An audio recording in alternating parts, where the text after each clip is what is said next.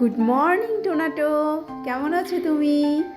এবং তার সাথে সবাইকে গুড মর্নিং। আশা করি সবাই খুব খুব ভালো আছো। সবাইকে কিন্তু আমার টোনাটো গুড মর্নিং জানাচ্ছে।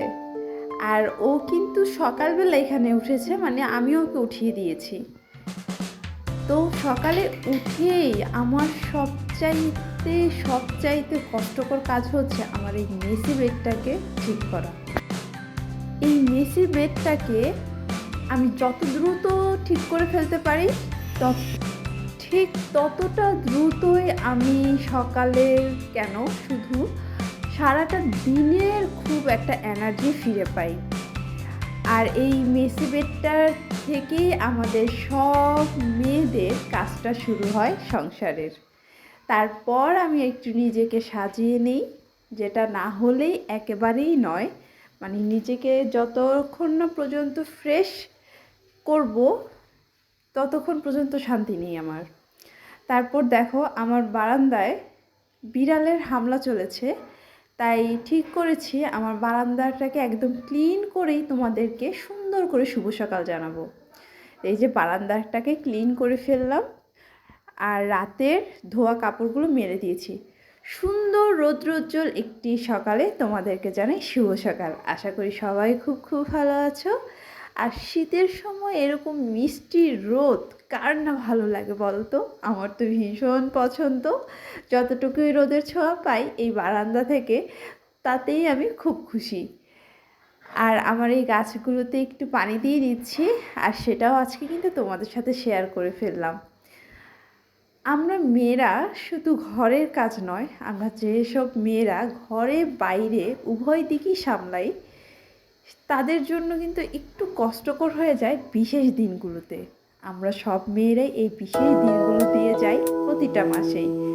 তাই ওই সময়টাতে একটু এক্সট্রা কেয়ার, নিজের একটু এক্সট্রা যত্ন নিজের নিতে হয়।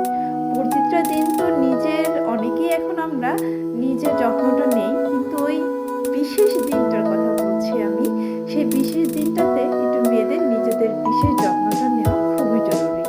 তো প্রতিদিনই আমি চেষ্টা করি যোগা, তারপরে একটু হালকা ফ্রি হ্যান্ড এক্সারসাইজ করতে। তো স্ট্রেচিংটা আমি নিয়মিত করার চেষ্টা করি। আর যখন একদম হাতে টাইম থাকে না, খুব অল্প সময়ের মধ্যে অনেক কাজ করতে হবে, তখন হচ্ছে আমি একটু দড়ি লাফ খেলে নিই, কারণ এর চাইতে ভালো এক্সারসাইজ আমার মনে হয় না আছে। তারপর একটু চিয়া সিড আর ইসবগুলের ভুসি আর একটা কলা সকালবেলা একদম নির্ঝঞ্ঝাটভাবে একটু বসে শান্তিতে খাচ্ছি।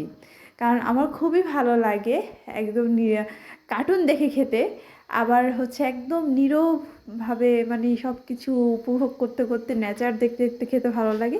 যদিও ইট কাঠের শহর, তো অতটা নেচার আমরা পাই না, যতটুকু পাই উপভোগ করার চেষ্টা করি।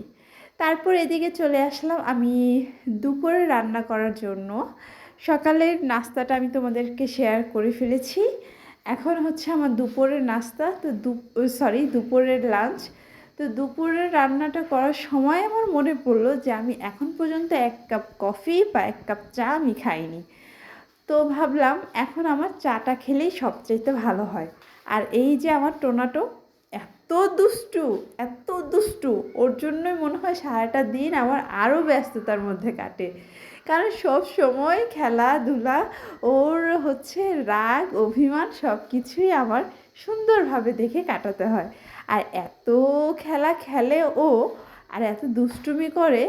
আমি যখন সবজি কাটাকাটি করি তখনও আমার কোলের মধ্যে এসে বসে থাকে। খুব মিষ্টি একটি বাচ্চা। তো তোমরা ইতোমধ্যে তো জানোই আমার টোনা হারিয়ে গেছে। আর হচ্ছে তারপরে আমি ওকে হচ্ছে রোড সাইডে কুড়িয়ে পেয়েছি। আর এত দৌড়োদৌড়ি করে এই বাচ্চাটা যে সত্যি সারাটা দিনের পর ওর মুখটা দেখলেই না সব ক্লান্ত আমার চলে যায়। আর ওর মতো আরেকটা বিড়ালের বাচ্চা আমার বারান্দায় এসেছে, আর ওটাই ওকে দেখাচ্ছিলাম। আর এটা হচ্ছে সেই বিড়ালের বাচ্চাটার মা। আর আমি জানি না টোনাটোর মাকে, যদি টোনাটোর মা থাকতো তাহলে অবশ্যই টোনাটোর মাকে আমি সহ নিয়ে আসতাম, যেহেতু ওকে আমরা পেয়েছিলাম ওর উপর একজন টর্চার করছিল ওই অবস্থায়।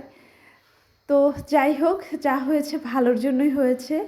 আর এই বাচ্চাটাকেও আমি পালতে চেয়েছিলাম, কিন্তু হচ্ছে ও না ঘরের মধ্যে থেকে অভ্যস্ত না। তারপর হচ্ছে ও মানুষ দেখে অভ্যস্ত না। তো যতটুকু পারি খাবার দেই। তারপর শাওয়ার এক্সারসাইজ শেষ করে আমি শাওয়ার নিয়ে 1 কাপ কফি নিয়ে বসছি, একদমই অল্প পরিমাণে। তারপর বেরিয়ে যাচ্ছি বাইরের কাজে।